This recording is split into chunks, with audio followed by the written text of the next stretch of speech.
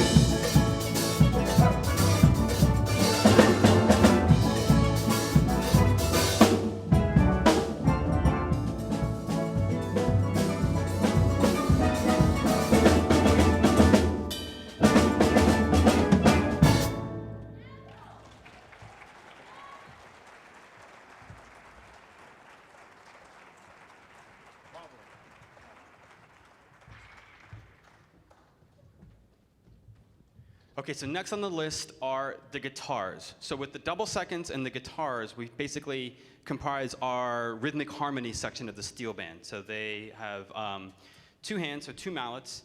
Soloists can play with two mallets in each hand, but for the conventional steel band, two mallets a person. So now you'll see the notes are bigger still. As the notes get bigger, take up more real estate, so we need more drums to have a big enough range to be an actual instrument. And again, when we had one drum, we set them up in a certain pattern called circle of fifths. When we get down to the double seconds, we have one note on one drum, one note on the other. So by default, we go back and forth chromatically. We end up with two whole tone scales.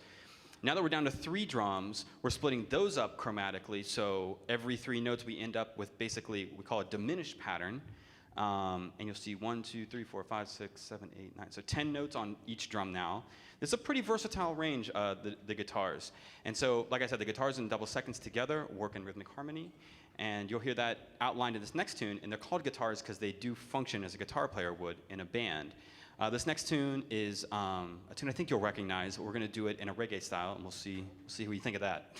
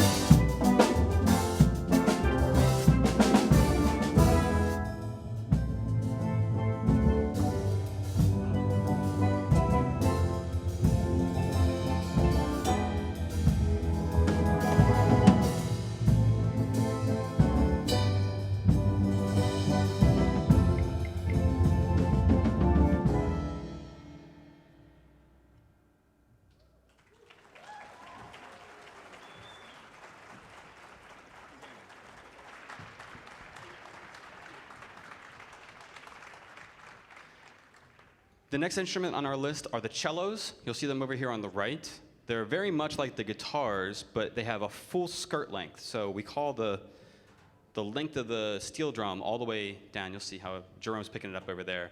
So this is a small skirt length, and then as the drum gets bigger, we need more of the skirt length to help resonate the vibrations of the frequencies. And so that goes all the way down to the floor, and you'll see that's on legs. But basically, the way our guitars and cellos are set up, the pattern's basically the same in each drum. So these guys can go back and forth. In Trinidad, cellos are sometimes 4 pans.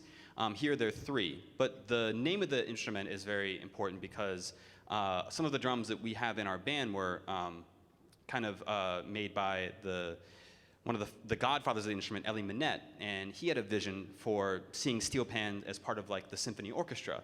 So he was very appropriate, like when he named the cello, he saw that voice in the orchestra. So we called it a cello as such. And for the Trinidadians in general, one of the best ways to help legitimize their new art form to the world was to show that we could play any kind of style of music, including classical. So we're going to do a classical piece for you. We hope you like it.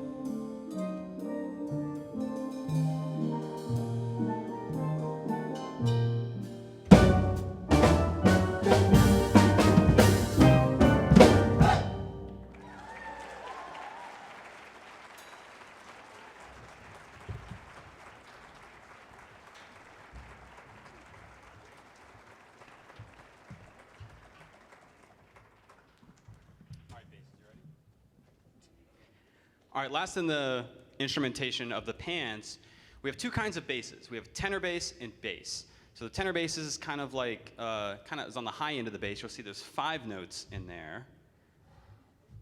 And we have 4 drums to make up one set. And then here at the very end, you'll see Big Jalen on the back. He's lifting that up for you. So there's our 6 bass, full skirt. It takes 6 drums. There's only 3 notes on each drum. And can someone hold up a bass mallet so we can see how far we've come? So like I said, we started with this tenor mallet, this small pencil-like thing. We went down to double seconds, a little bit bigger still, a little bit bigger rubber. The triples here, a little bit bigger still, thicker. We have 3 layers of tubing on the end. And then the bass mallets, you'll see it there. Ayana's got it. Nice big puffy rubber ball on the end of a long wooden stick. And those are our basses. And so we talked about, the Trinidadians trying to find their place and playing all different kinds of styles of music. And now, in modern times, we have a lot of new up-and-coming contemporary steel pan writers, performers, and arrangers. So this next tune is by a guy named Victor Provost, who is now currently touring with Paquito de Riviera, and is a very up-and-coming new jazz panist. And this is a tune he wrote called Pinwheel. So it's a different vibe from what we're doing so far, but we hope you like it.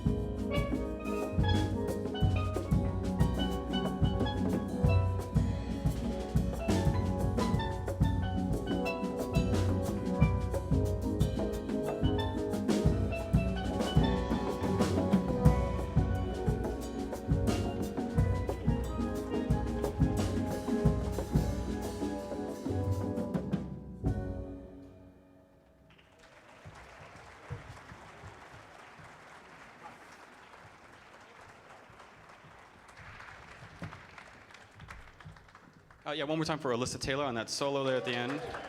I forgot to mention Joshua Osborne earlier. Give it up for Josh. He had a solo on Conscious Chutney. So we're getting towards the end of the show here. So what comes up next for the Caribbean culture is Carnival. So for steel drums, that means Panorama. And so Panorama is the world's largest steel band competition. It takes place in Trinidad. It's the Saturday before Carnival, which is the Tuesday before Ash Wednesday. And the season starts usually right after New Year's. So that gives them anywhere from a month and a half to 2 months to start getting together. And this is a pretty reasonably sized steel band for American standards, about 24 pieces up here. And in Trinidad, a small conventional steel orchestra during Panorama time consists of 60 players. And a medium band is 90, and a large band is 120 people. So if this is loud to you by any sense, you can only imagine what it gets like in Trinidad. And some bands will rehearse till 2, 3 in the morning, or later if necessary, depends on how it goes. And what they're working toward is they take whatever popular tune is on the radio, whatever the arranger of the band is kind of feeling, the tune that speaks to them and to his players, and they turn that into an 8-minute orchestration, just arrangement on the spot. And then they get to try out their musical skills against other bands that are doing the same thing. Some bands are playing the same tune, some bands are playing different tunes. And so you pick a tune off the radio, and then you put your skills to test, and you really want to, razzle-dazzle with the audience and really show them what you got. So this next piece we're going to play is a piece in a Panorama style. It actually was performed in Trinidad in 1999. It's a tune called Coffee Street, and we really hope you enjoy it.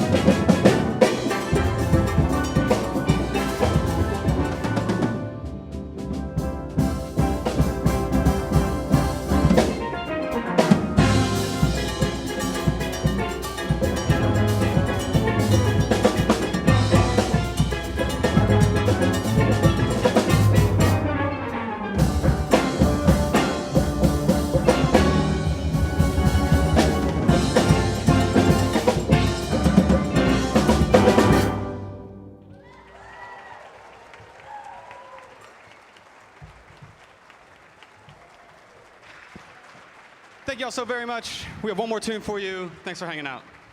Here we go.